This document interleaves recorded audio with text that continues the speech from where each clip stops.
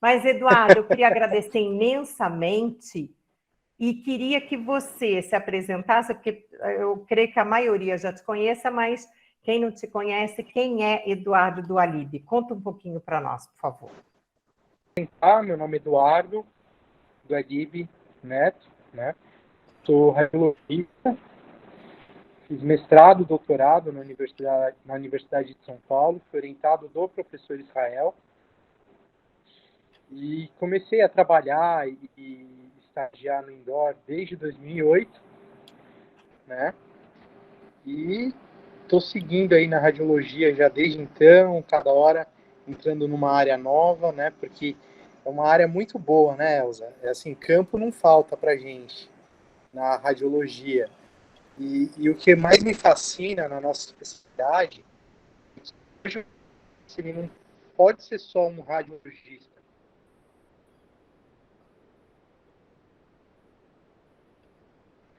Precisa conhecer um pouco de todas as áreas da odontologia. Então eu brinco assim que meu primeiro banho foi na hospedeira, né? E eles trabalham numa área mais laboratorial, com célula-tronco, né? E o meu mestrado eu estudei isso daí. Eu comecei fazendo um método de classificação dentária, em que eu classificava cada estágio de desenvolvimento de dente baseado na população de célula-tronco que a gente encontrava. Então, a gente descobriu Legal. 6 estágios distintos, né? Então é bem legal. Tem muita área, assim, é muito Essa legal. área é Trabalhar com muito radiologia empolgante, né? é, é muito empolgante, assim. Eu gosto bastante. Sou suspeito para falar, né?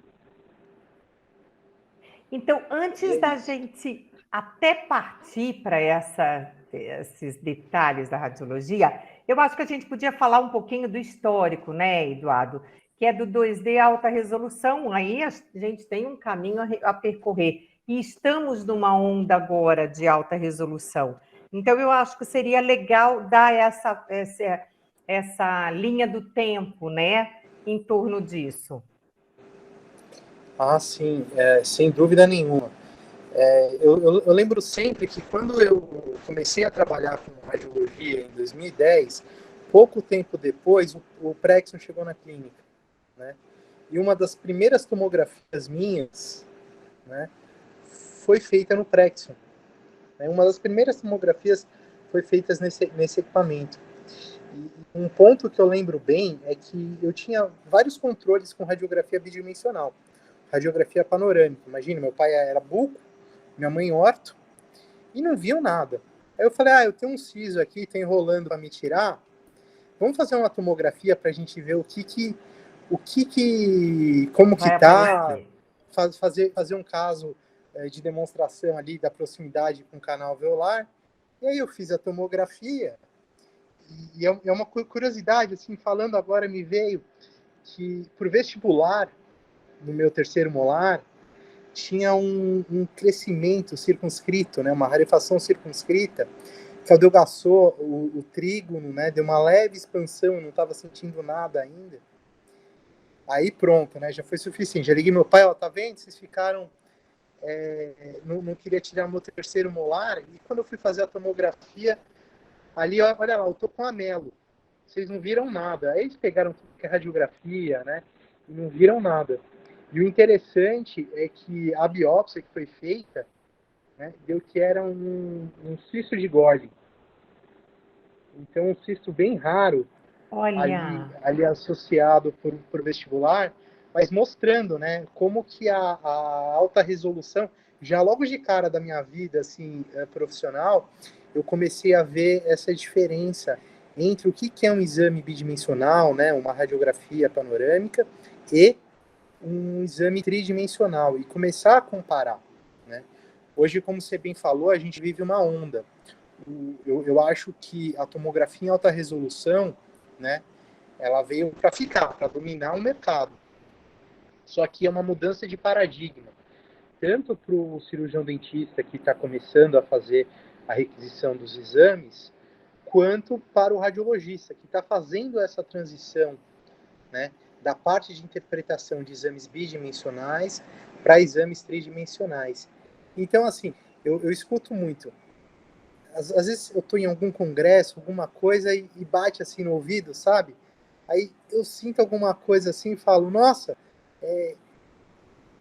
então o que eu escuto? Ah, pessoal, precisa tomar cuidado, reabsorção cervical invasiva, a incidência está aumentando drasticamente, as pessoas estão tendo cada vez mais reabsorção cervical invasiva.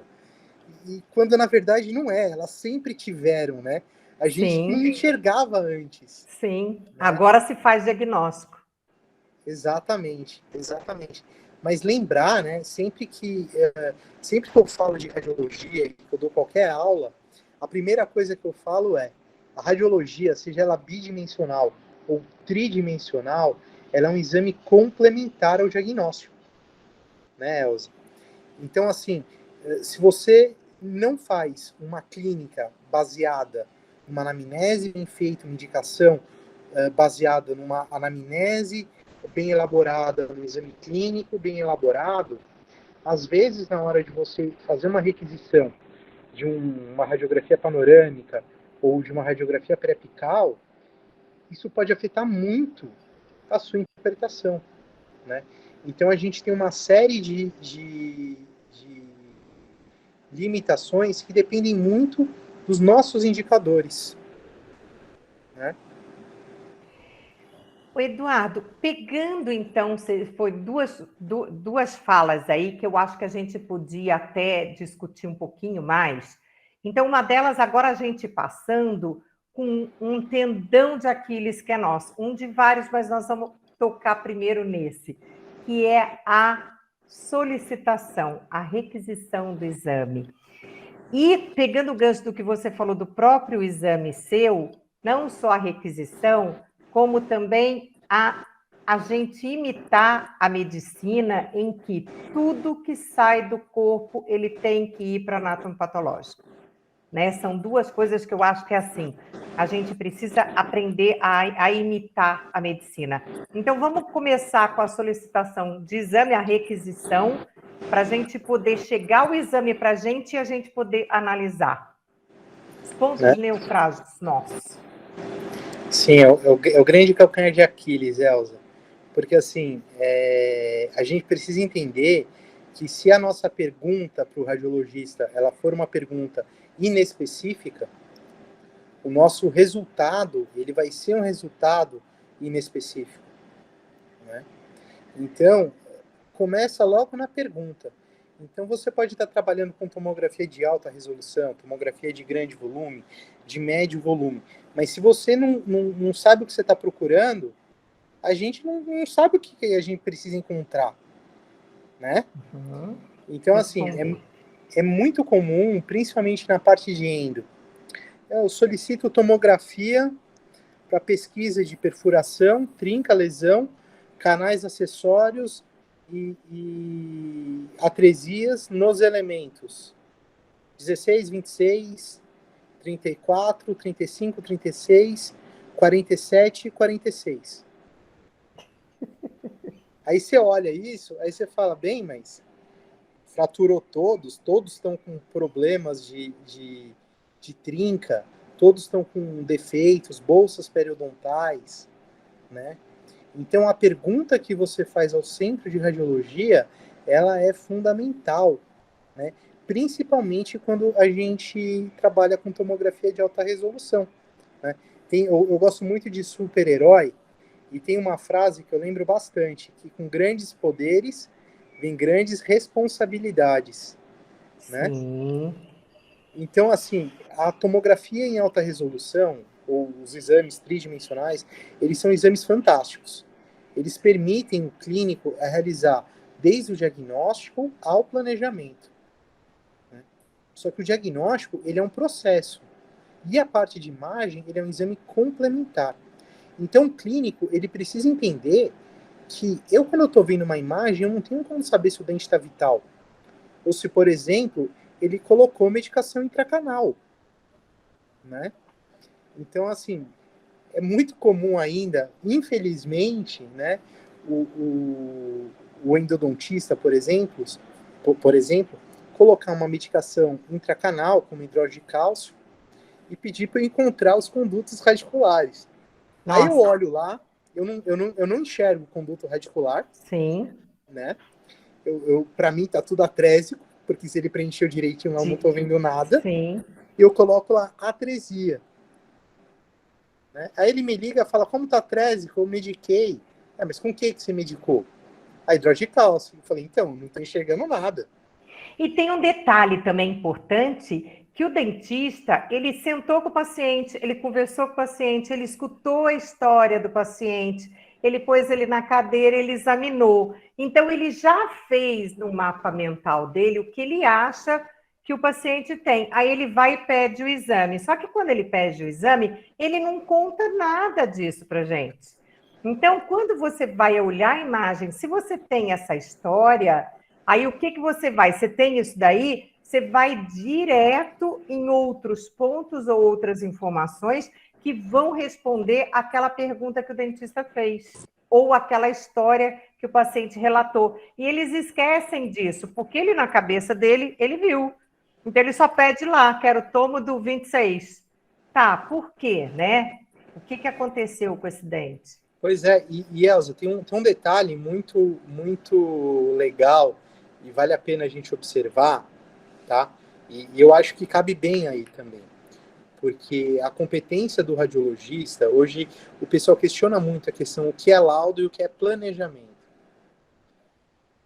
Então, assim, então existe uma diferença, né? Quando um endodontista manda para encontrar um canal acessório para ele, ou para eu pesquisar se eu estou encontrando luz do conduto, eu posso chegar lá e fazer uma medida, mas isso é muito abstrato, né? O ideal seria que o quê? Que o cirurgião dentista, seja ele um endodontista, o cirurgião buco, fizesse o próprio planejamento baseado nas imagens, né? Porque a minha função como radiologista no laudo o cara coloca para mim, olha, avaliação endodôntica do dente 26, pesquisar canais. Tudo bem, no laudo lá eu localizo os canais, mas o meu objetivo como radiologista não é só localizar os canais, é falar, meu amigo, cara, se preocupa só com o dente 26. Deixa os outros estão tudo bem, é só o dente 26 mesmo. Eu, como radiologista, eu preciso ler todo o volume tomográfico. Sim. Ou seja, muitas das vezes nós podemos observar, não sei, isso é bastante frequente comigo. Então, às vezes, pedi o tomo do dente 16, mas eu vejo que o dente 14, ele está fraturado. E eu preciso laudar e falar, olha, você está preocupado com a enda do dente 16, mas o teu dente 14 lá, ele está com mais problema. Principalmente quando nós realizamos tomografia em pequeno volume, a nossa tendência, seja como clínico, é restringir o nosso foco, né? Restringir o nosso campo de visão. Né? Enquanto do radiologista é justamente falar, olha, só se preocupa com esse dente. Ou não, ó, presta atenção ali naquele dente, naquela outra área, que tem alguma coisa. Né? Então, eu acho que cabe bem a gente salientar isso daí. E outra, a gente vem do todo para o foco, né? Então, a gente primeiro olha o todo, avalia o todo. E eu sempre, quando eu estou em aula, dou curso, eu sempre falo isso. Primeiro, você tem que ver o panorama geral. E esquece, a razão do exame é a última coisa que você vai ver. Primeiro, você vai olhar tudo, porque se você for direto na razão do exame, você vai acabar esquecendo de olhar alguma coisa. O foco era o dente 14, mas putz, eu estou vendo uma baita de uma lesão no dente 16. Então, vamos lá, eu acho que isso daí a gente vale a pena. E entra também um outro ponto, que é a questão das especialidades. Hoje, a gente tem diversas especialidades que a gente vai também poder atender e que estão vindo aí com novas técnicas que a gente também tem que ir se aprofundando, né? Exatamente, né? Nós temos hoje, assim, eu penso muito na questão de tomografia não segmentada, tá? Então, eu sempre falo, ó, diagnóstico tomográfico aplicado à endodontia, aplicado à periodontia, né? Mas eu, como radiologista, a minha especialidade é diagnóstico. Uma tomografia para implante, uma tomografia para endo, Eu preciso avaliar da mesma forma, eu preciso identificar o que está de errado e eu preciso descrever. Mas com o advento das tomografias em alta resolução, então hoje a gente tem o X800 no mercado, que é um excelente equipamento, né, que dá para fazer, tem um recurso de software muito importante, ou seja, vale lembrar que não basta a gente ter a imagem tomográfica, eu preciso ter a imagem tomográfica associada a um software em que eu consiga abrir, que eu domine os recursos dele, né? E com isso, a gente consegue, por exemplo, fazer medições periodontais, né? Avaliar o perfil tecidual mole dos pacientes, avaliar as tábuas ósseas vestibulares, né? Mas tudo isso se eu tiver uma indicação bem feita, né? Ou seja, um exame que eu vou fazer uma análise tecidual de perfil mole. O que eu estou buscando como radiologista? Eu estou buscando olhar o exame e falar, olha, as medidas que você me pediu são essas, estão aí, não tem nada a se preocupar. Ou não, ó, ali no assoalho da cavidade nasal, eu estou vendo um aumento de volume ali, pode ser uma displasia, pode ser uma lesão fibroóssea, acompanha aquela região, né? Sim. Então, é justamente a gente sair do espectro, né, do todo, ajudar o especialista naquilo que ele precisa. Então, algo que é muito importante é a gente ter essa questão interdisciplinar, né, Elza? Conversar com seus indicadores, conversar com os especialistas nas mais diversas especialidades, porque hoje, cada dia, surge uma técnica nova. É impossível acompanhar. Sim, e a gente vê muito, você falou essa história dos detalhes, mesmo o implante, que até ontem era o carro-chefe da radiologia, e que hoje a gente pega lá, ele pede lá uma região de implante da região do 13 e 23, você hoje consegue com precisão colocar lá e avisar, olha, tem um canal sinuoso aí, presta atenção, se for por aí vai dar ruim. Então, hoje, assim, os detalhes que esse exame traz, né, eu acho que é muito importante para as diversas especialidades. Mesmo da plástica periodontal que você estava falando, nossa, a gente vê com uma precisão, com os detalhes, que para quem vai planejar, ele tem É um muito planejamento, importante. aumenta a resolutividade dele e diminui o tempo cirúrgico. Eu sou application da Morita, né? Então, assim, eu sempre indico exames de terceiros molares, né? Realizar em tomografia de pequeno volume. A pessoa fala, nossa, só para ver a posição do dente. Elza, se você visse, eu queria fazer um trabalho, é que assim, é difícil ter tempo para a gente fazer um trabalho, mas se você visse a quantidade, eu não sei se você tem essa mesma percepção, de canal retromolar. Sim, hoje a gente vê muito. E não é que não tinha. Sim. Eles sempre tiveram. Então, às vezes, quem tiver mais alguns anos de clínica aí, que faz bastante cirurgia, fala, olha, nem sempre a ptérigo pega, né? A anestesia da ptérigo pega. Às vezes você precisa fazer um complemento, né? Quem sabe você, trabalhando com uma imagem melhor, você já não consegue fazer um planejamento cirúrgico mais específico a fim de evitar uma intercorrência, que é possível. Só que a gente tem maneiras de evitar. Né? A ideia dela é isso, né? Exato. A previsibilidade. E outra coisa também, a gente, aproveitando essa fala, a gente mostrar a importância dele planejar em cima do volume, né? Abre o viewer que for montado, o viewer do projeto, porque hoje você tem visualizador aí, você não precisa nem ficar pegando uma coisa, né? Tem de graça, tem o que vem com o próprio projeto, mas é importante porque você consegue correr. Eu sempre falo isso, tem duas coisas. Primeiro que quando você mostra no computador, o cliente fica louco a hora que ele vê isso. As imagens são lindas. E outra, você mostra com 3D junto, então a hora que você vira, você vai correndo o NPR e tem o 3D, ele fica, nossa, que lindo, e é mais fácil dele entender. E segundo, que quando a gente faz o 3D virar 2D, ou seja, aquele trabalho que nós temos, nós chapamos ele, você está pegando uma determinada fatia, uma determinada... Você não consegue juntar isso como um todo e avaliar. Então, exato. Um ponto que vale ressaltar, há cerca de 2 semanas atrás, eu fui banca de uma tese de mestrado, tá? De ortodontia. E ela, por algum milagre de Deus, ela conseguiu autorização para fazer uso de imagens tomográficas, né? E aí, beleza, ela fez as análises todas, só que os resultados das análises tomográficas com as análises radiográficas foram muito iguais. Aí eu cheguei para ela e falei, por que seus resultados foram iguais? Você está com um exame muito melhor, né? O que acontece? Acontece que as análises que a gente tem hoje, grande parte delas, né, elas são análises bidimensionais, que elas vêm da radiografia bidimensional. Então a gente precisa começar a explorar uma outra parte, né, do cérebro, e explorar isso na forma volumétrica. Porque o volume, você tem N possibilidades Outros que você não pontos de teria. referência. Ou seja, se a gente não começar a criar novas metodologias tridimensionais, sair desse paradigma bidimensional, eu pedi uma tomografia para ortodontia, mas eu vou ali avaliar o paralelismo das raízes por uma imagem de um corte panorâmico.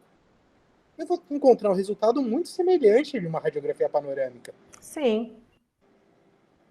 Então, assim, a gente precisa começar a fazer esse raciocínio de sair do 2D e entrar de fato no 3D. Né? A gente ter um filme, um template, né, com os cortes tomográficos, eu perco 95% da informação do exame e fico restrito àquilo que o radiologista selecionou, que é mais importante para o caso. Mas pela imagem bidimensional, eu querer estabelecer uma dimensão de fratura, uma dimensão de acesso, de profundidade, eu vou ter uma limitação muito superior do que se eu pegar um visualizador, por exemplo, o One Volume Viewer, e eu conseguir manipular esse volume, identificando as entradas dos condutos radiculares, isso daí vai facilitar muito a vida, né? Sim, e diminuir aquele ato cirúrgico, aquele ato lá do paciente na cadeira. O Eduardo, e hoje também a gente tem muito, eu queria ouvir um pouquinho da sua experiência também, com a cirurgia ortognática, que a cirurgia ortognática também ela utiliza, né, bastante a tomografia para os trabalhos que vêm sendo feitos. O que você tem de experiência com isso? Olha, a gente faz bastante protocolo para diagnóstico, tá? Em relação à cirurgia ortognática. Eu acho que você fazer qualquer procedimento cirúrgico hoje, em 2021, utilizando por base uma PAN e uma tele, né, um traçado anatômico assim desenhado, eu acho isso daí já é questão muito preocupante, né? Temerário. É temerário, exatamente. Ou então, às vezes, eu não sei se você já viu aqueles templates resumo, né? Já. Que às vezes coloca só alguns cortes, ou seja, o cara, o dentista, ele quer o template resumo para saber o tamanho do implante que ele vai ter que comprar já para poder fazer o planejamento. Enquanto ele precisa ver todo o volume para ver se não tem uma depressão óssea.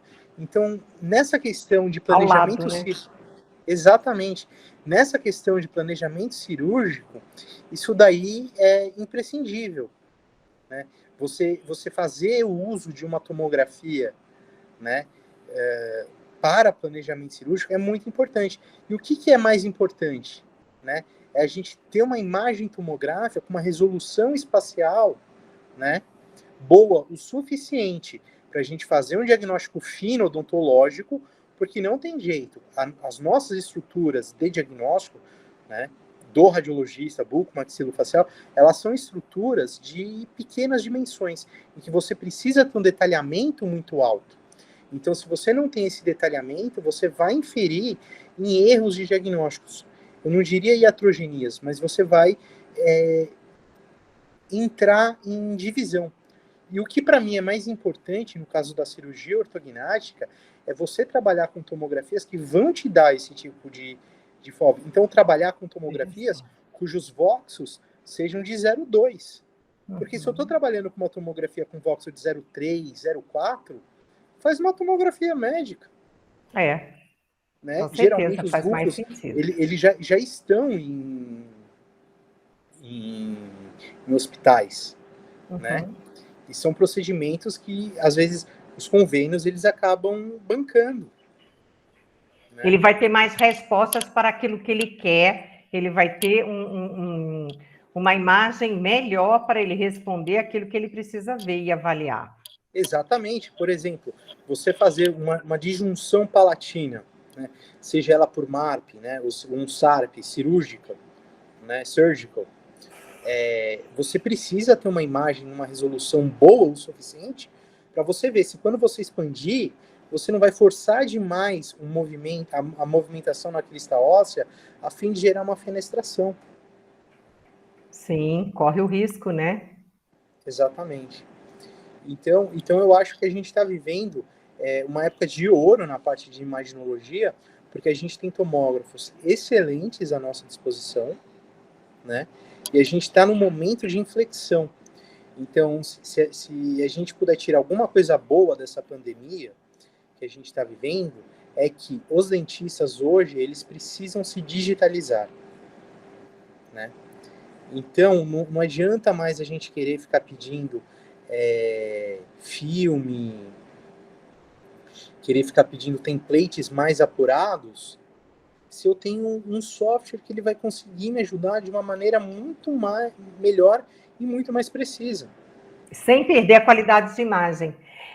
Aí a gente vai entrar até num outro ponto agora que eu acho que vai valer a pena a gente voltar um pouquinho nesse assunto, que é a gente aproveitando com toda essa onda, as clínicas de radiologia, os equipamentos, cada vez mais os dentistas e os radiologistas entrando no hospital, que é a questão de mercado de trabalho, porque a gente vê várias clínicas, várias faculdades de odontologia, a gente tem vários cursos de especializações aí excelentes, e a gente tem esse pessoal saindo do mercado de trabalho, e eles perguntam, sempre falam, Elza, fala alguma coisa do mercado de trabalho, então a gente sempre traz esse assunto à tona.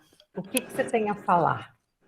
Pra gente... Vamos lá, Elza. Assim, eu me formei em 2010. Então, assim, eu me considero um profissional novo no mercado, tá? Eu conheço muitos profissionais, eu cresci no meio de odontologia, né? O que eu encaro em relação a isso? O profissional, ele tem uma ansiedade logo que se forma, ou seja, fazer um curso de especialização e já falar, eu sou especialista, eu fiz um curso de laudo, eu vou ter um pouco mais de segurança para laudar. Mas eu acho que a pessoa que quer trabalhar hoje com radiologia, ela precisa entender que o laudo, ele é uma etapa, né? E foi algo que eu só entendi quando eu comecei a laudar mesmo, tá? Porque eu fazia muito exame. Eu fiz muito exame, Elza. Eu montava template, eu fazia tomografia, fazia panorâmica, fazia a boca toda. Eu passei os 5 primeiros anos da minha vida profissional fazendo exame. Só depois eu fui começar a entender um pouco mais da parte de laudo. Por quê? Quando você faz o exame, você começa a observar a imagem de uma outra ótica, né? E isso, juntando essa parte de observar com outra ótica com a parte de inteligência artificial, é muito importante. Por quê? Porque assim, eu olho uma imagem hoje, a primeira coisa que eu enxergo é o posicionamento do paciente. Eu não estou laudando a imagem, eu estou vendo uma panorâmica. Eu sei que esse paciente está girado, que a cabeça está alta. Então eu sei que determinadas regiões da imagem, eu não posso colocar, por exemplo, uma dilaceração, porque o paciente ele ficou com a cabeça torta. Então, automaticamente, o ápice dos incisivos, eles estão fora da camada de imagem. Então, eu posso inferir no erro na hora de fazer o laudo, né? Na parte tomográfica, por exemplo, né? Eu montando muito exame, fazendo muito exame, eu sei das dificuldades de posicionamento. Então, eu sei que em alguns casos, por melhor que seja o tomógrafo, o paciente ele vai mexer um pouco. E não adianta eu ficar repetindo, mas eu tenho que criar um critério de tolerância nessa imagem para poder começar a fazer essa leitura. E por que eu falo isso? Que isso é muito importante na parte de inteligência artificial. Porque quando um programa ele vai começar a ler uma imagem, estudar uma imagem, essa imagem ela precisa estar dentro de determinados padrões. Se você foge do padrão, o programa ele não vai saber interpretar. Então não adianta a gente ter uma parte...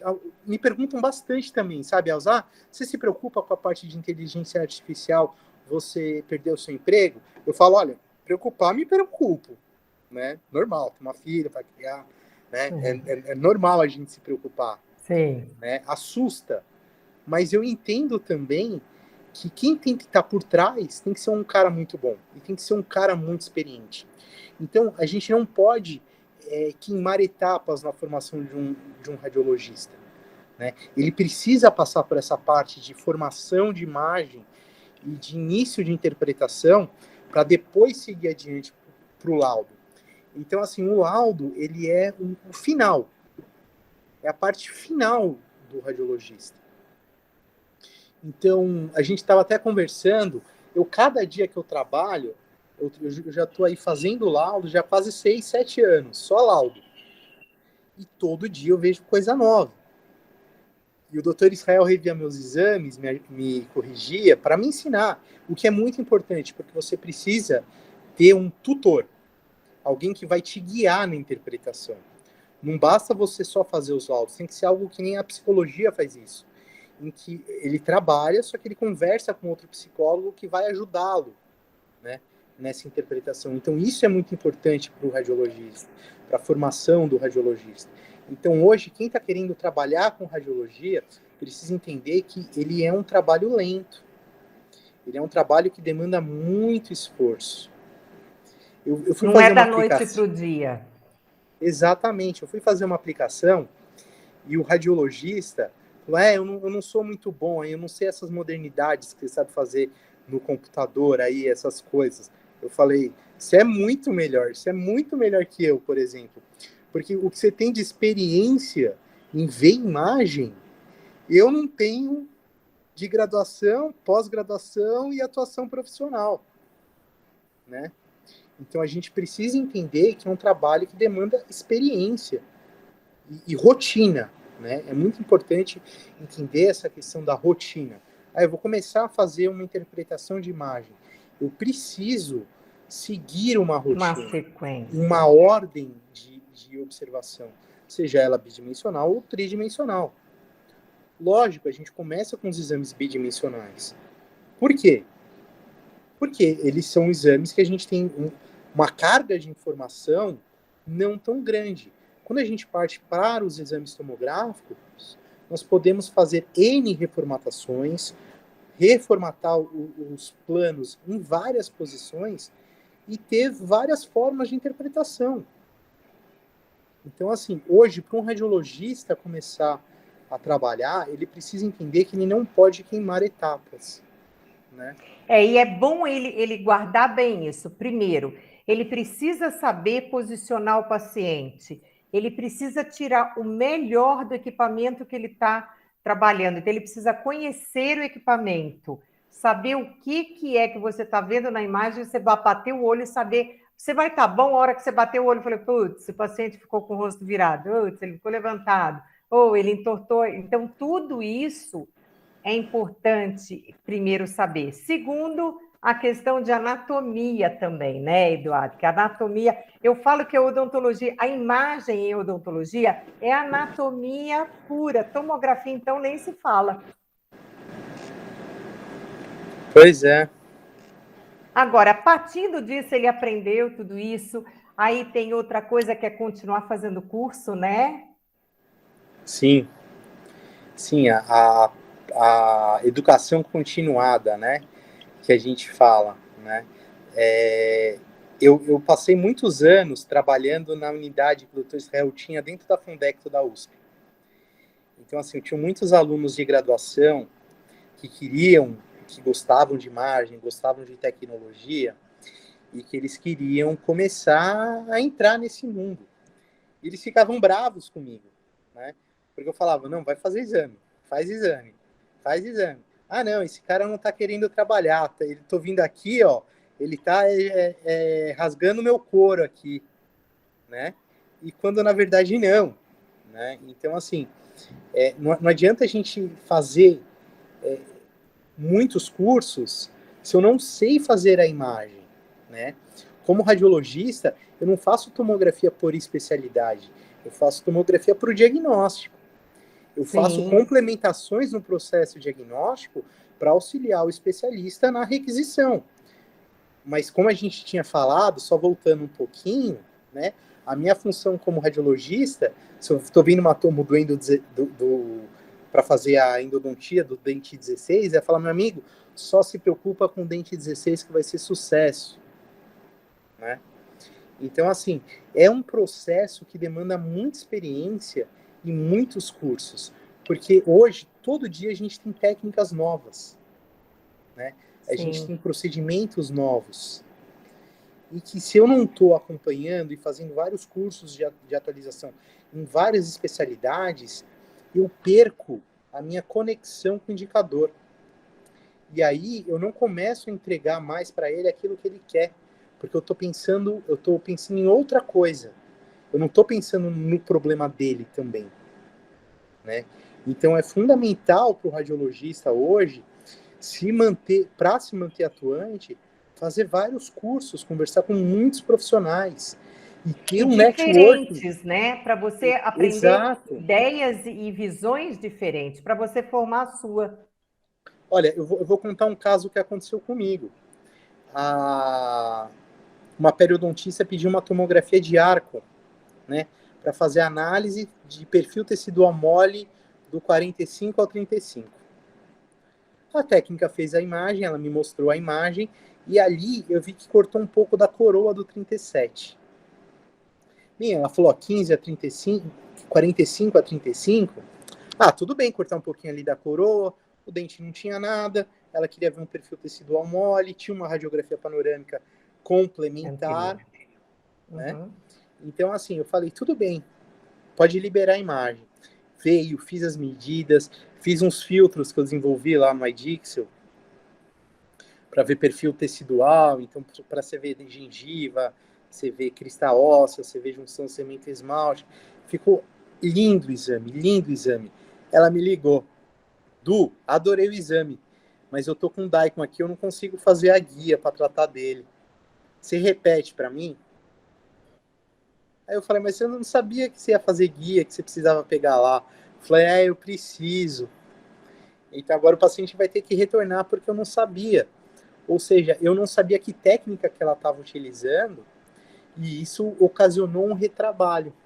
Sim, com certeza. Um retrabalho, uma nova exposição do paciente. Tem A isso. gente, a gente precisa ter essa conexão com o indicador, né? O radiologista, ele é corresponsável no tratamento. Sim, com certeza.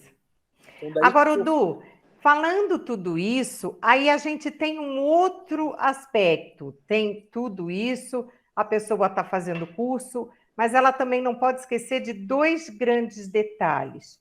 Primeiro, para você trabalhar e fazer laudo e ver, e quando muita gente fala e procura, eu falo assim, eu vou fazer laudo, quero fazer laudo em casa para não, né? Vou trabalhar home office, beleza. Então, a gente tem aí que pensar que a gente precisa ter um equipamento, ou seja, um computador que dê suporte para isso, e um software que também porque software e equipamento, você, cada vez que você utiliza, você vai ficando mais craque nele, você vai sabendo mais usar ele e mais se desenvolver naquilo. Isso tudo também faz parte, o pessoal esquece um pouquinho disso, né, Edu? Vai fazer, aí não tem um computador legal, não tem o software, e aí? eu converso, tenho muitos amigos, na verdade, da minha turma, da minha geração lá da faculdade, eu acho que eu e mais uns dois só seguimos radiologia, né? E aí chega final de ano, às vezes, esse último ano a gente não se encontrou. Eu sempre encontro meus amigos e eles falam, Du, quando você vai ser dentista, você vai parar de só laudar? Você Pois só é, lauda, e né? que Radiologista isso? só lauda. Você fica aqui em casa, ar-condicionado, né? Pois é. Vai vendo. E aí eu chego e falo, olha, eu vou te falar, eu estou trabalhando não é em home office, em hell office, né? Porque para que a gente não tem mais o nosso lugar de descanso vira o nosso lugar de trabalho, né? E essa transição ela não é fácil, né? Com criança, com tudo. Então é muito importante quem quiser trabalhar com home office, né? Entender de duas limitações. Não é porque eu estou na minha casa que o meu investimento vai ser pequeno, né? Eu preciso ter um software e eu preciso ter um computador. E não adianta eu ter um computador leve, né? um Air da vida, né? Eu preciso ter um computador robusto para que ele aguente o tranco. E que se eu estou no meio de um laudo, né? Eu estou trocando, estou fazendo uma reformatação. Então, uma técnica que eu uso bastante, Elza, eu troco o algoritmo de reformatação das imagens tomográficas, né? Então, geralmente, os cortes tomográficos, os softwares, eles utilizam a média de tons de cinza para te dar a escala de contraste, né? E abrir o espectro do histograma. Então, o que eu costumo fazer muito, eu troco esse algoritmo para que ele reconstrua com a mediana, né? Só que isso é um procedimento que judia muito do computador. Então, eu já derreti 3 Macs e 2 Windows. Ah, que lindo! E eu tô agora em busca de derreter mais um aqui, que já tá me dando frio na barriga que eu vou ter que comprar mais um. Mas isso é importante por quê? Né? Porque eu começo a trabalhar com campos de visões, né, restritos, e eu começo a modular e controlar a minha granulação. Então eu consigo diminuir a espessura do thickness, que na verdade é um recurso que nós usamos para modular essa granulação, e eu começo a observar cortes tomográficos muito finos, né? Isso com artefatos junto aos filtros é ótimo. Exatamente. Porque aí eu começo a modular em vários aspectos, eu começo a tirar a sobreposição dos bin hardenings da vida, né? Os bin ladens da vida, né? E a gente começa a ter outras formas de leitura das imagens, né? Isso é muito interessante e muito importante. É um mundo, assim, sem fim, né? Eu acho que quando você entra para fazer... Bom, primeiro, quando você entra para fazer tomografia, eu acho que assim, um divisor de águas, porque você tem uma visão, você vê os outros exames sempre de uma maneira diferente. E segundo, com essa história da alta resolução e com esses filtros que você consegue diminuir artefatos, você consegue ter detalhes maiores, nossa, isso daí é fantástico, né? E as respostas e os detalhes que a gente consegue ter. Agora, Eduardo, até para a gente, você queria colocar mais alguma coisa antes de eu partir para um outro assunto, assim, mais ou menos? Não, acho que não. Pessoal, se vocês tiverem alguma pergunta, vocês aproveitem, podem colocar aí no chat que eu já pergunto para ele, a gente já vai tirando as dúvidas de vocês, hein? Aí, agora falando isso, a gente vinha conversando que a gente trabalha também com plataforma de laudos, por quê? Justamente por causa dessa necessidade que muita gente tem, que vai comprando os equipamentos e que precisa desses laudos, certo? E aí, eu queria que você falasse um pouquinho do trabalho que você desenvolve na plataforma. Você pode falar que legal. Obrigado, posso sim. Então o que acontece, né? A tecnologia, ela evolui em PG, né? Eu sempre escutei isso do professor Israel, né? Toda tecnologia, ela sempre vai evoluir em PG. Uhum. Só que a parte humana, ela vai evoluir em PA. Quando muito numa PA-5, por exemplo. Né? Com freio de mão pouquinho mais lenta, né? Então, assim, é muito comum você fazer uma troca de tecnologia numa clínica radiográfica, uma tecnologia mais maior, e você ter um período de adaptação, né? Então, até você treinar o seu olho para se acostumar com o exame que está bom, com o exame que está mexido, o que é possível de software, o que não é, né? Então, tem muitos radiologistas, né? Foi por isso que eu comecei a trabalhar com a minha plataforma de laudos, né? Hoje eu acabei criando uma, porque eu vi uma necessidade de mercado, né? E eu vi, olha, existe uma necessidade de mercados, de profissionais que querem fazer essa transição tecnológica. Eu tenho um background, né? Que me dá uma certa segurança em fomentar isso daí, por que não? E aí eu comecei a trabalhar, né, com laudo à distância pela minha plataforma.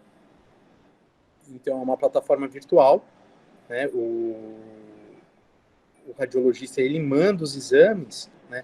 Mas algo que é muito interessante falar que uma central de laudos, né, um laudador externo, ele não é um radiologista que você está contratando para sua clínica, né? É uma prestação de serviço, ele está fazendo um reporte daquele caso, né?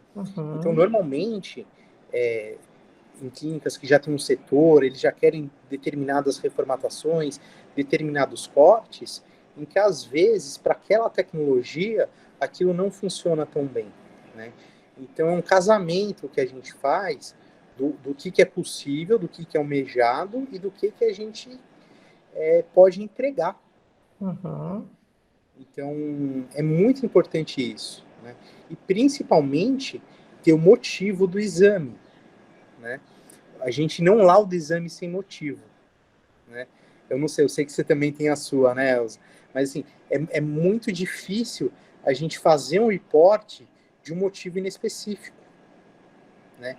Então, às vezes, mandam a requisição, né? Conversou com o paciente, a requisição está dente 26, fizeram do dente 16.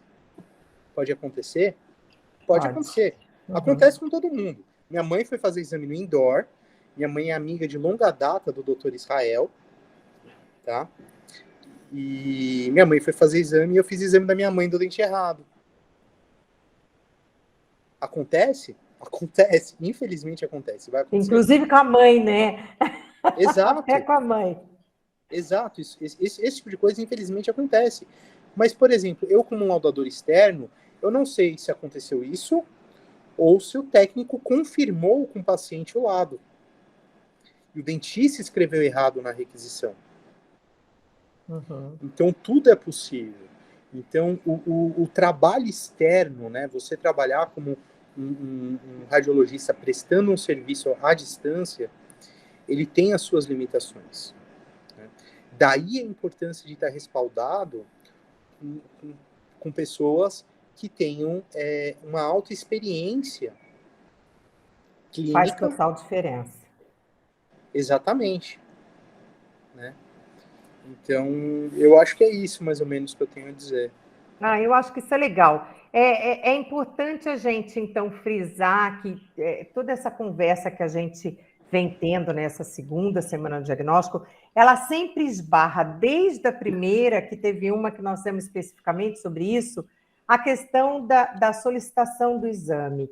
E a gente deixar aqui sempre muito, a gente costuma deixar sempre muito claro que o radiologista é um cúmplice do dentista.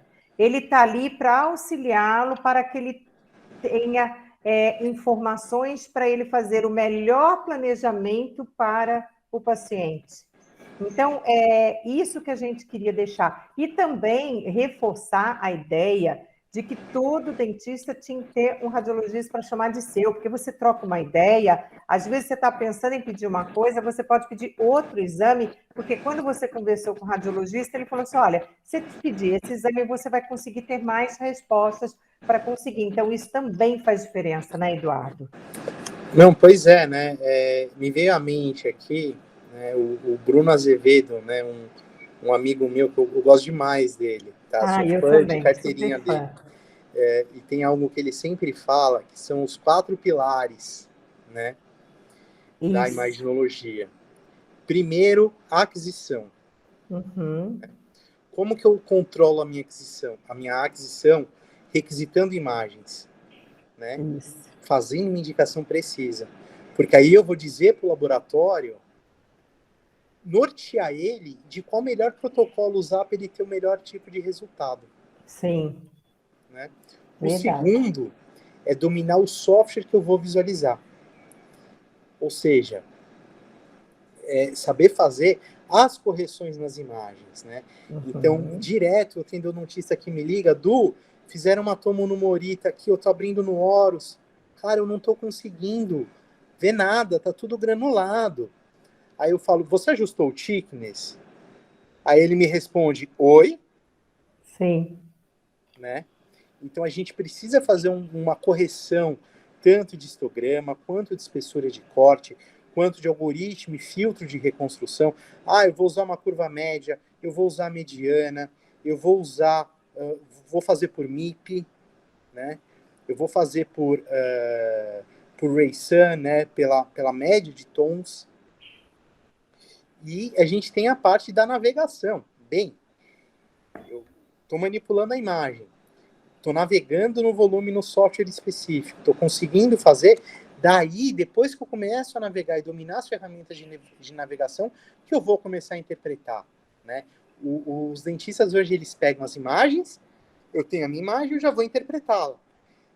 E não é dessa forma que a gente trabalha, né? Então, o que é muito comum, o pessoal, eu comprei um Mac para ver tomografia, um Mac super estiloso, Quando abre no Horus para ver a tomografia, o Horus está reconstruindo em MIP. E aí ele não sabe o que é MIP, ele está vendo um corte ali, para ele o corte está tudo bem, mas é um corte extremamente opaco, mas ele precisa saber que para visualizar no Horus, ele precisa trocar do MIP para o MIN. Sim. E ajustar uma espessura de corte para ele ter uma translucidez e começar a ter um diagnóstico fino das imagens. E vamos combinar que se alguém está passando por isso, a dica de ouro é, você quer dominar um software desse, gratuito, se você colocar o nome do software no Google, garanto que te vai aparecer vários vídeos de passo a passo. E falo isso por quê? Porque hoje de manhã, no café da manhã, eu estava ali e falei assim, putz, eu ouvi que dá para gravar a aula direto no PowerPoint. Fui lá, pus no Google, aprendi a fazer. Então, assim, lógico que não se aprende a fazer diagnóstico no Google, né, gente? Não vamos exagerar. Mas, assim, essas técnicas com softwares, com essas coisas, a gente tem aí ferramentas que a gente só vai ver o vídeo, vai lá, senta e vai fazer. Quando você começa a dominar isso, né, Edu, aí as pessoas falam assim, putz, quem aprende a mexer no software ou do visualizador que ele recebe, ou um software de visualização de DICOM, ele fala, putz, eu estou no outro mundo. Por quê? Exato. Abre o horizonte, né? Sim, com certeza. Eduardo, eu, assim, adorei demais esse papo nosso. Eu gostaria de agradecer imensamente a sua disponibilidade. Tirei você aí você tinha outros afazeres para estar aqui com a gente. Agradeço muito. E queria também convidar você para a gente, mais para frente, a gente programar e fazer uma discussão de um caso aqui. Sabe, quando a gente pega para a gente até estar mostrando para as pessoas, olha, tá vendo por que a gente fala que é importante? Olha aqui os detalhes, olha o que a gente vê. Eu acho que isso é legal para a gente estar mostrando, principalmente para os colegas dentistas, que vão ser os solicitantes das clínicas de radiologia, para ele começar a entender do que a gente está falando e a diferença da gente saber o porquê que a gente está fazendo o exame. Você topa? Topo, está aí aberto, está aceito já.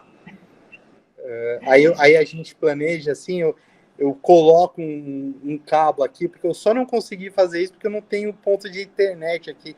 Não, mas é que eu caso para a gente interpretar. Eu te peguei numa curva de rio, mas a gente vai combinar com antecedência. Aí você viu o que você esteja na sua casa, já está com a internet bonitinha, né? Aí a gente tenta, né? A gente trabalha com tecnologia. E, infelizmente, a tecnologia às vezes apronta isso com a gente, né? Sim, a gente exatamente. Fica sem.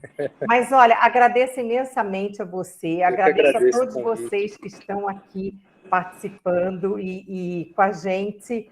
Um abraço e gratidão eterna a você e a todos vocês. E aí a gente vai estar marcando com o Eduardo novamente e a gente avisa a todos vocês.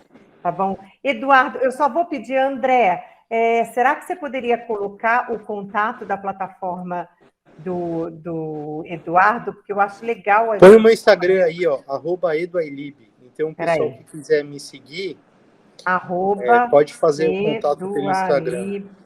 Edualib. Vê aí, eu coloquei, vê se está D-U-A-I-L-I-B-I. certo. Aí, faltou um I ali entre o A e o L, mas tá tudo bem. Ah, não, peraí, então eu vou corrigir. Arroba, opa, arroba e do... Aí, Entre o A e o o A, L? o A e o L tem um I. D-U-A-I-L-I-B-I. Li. Esse é isso. É isso aí, gente. Beleza. Gente, olha, e ele colocou já ali o Instagram seu, já para o pessoal entrar em contato. Eu acho que é isso aí. Obrigada a participação de todos, e logo nós vamos estar aqui fazendo um caso ao vivo, né, do Alib, para vocês também participarem, viu? Obrigada a Vamos lá. todos. Fiquem com Deus, e você, boa viagem, bom curso aí onde você está. Obrigado, Abraço a pessoal. Até todos. mais. Tchau, tchau. Obrigado pelo convite, Elza. Imagina, estamos sempre aí. Tchau, tchau. Obrigada. Tchau. Até mais. Tchau, tchau.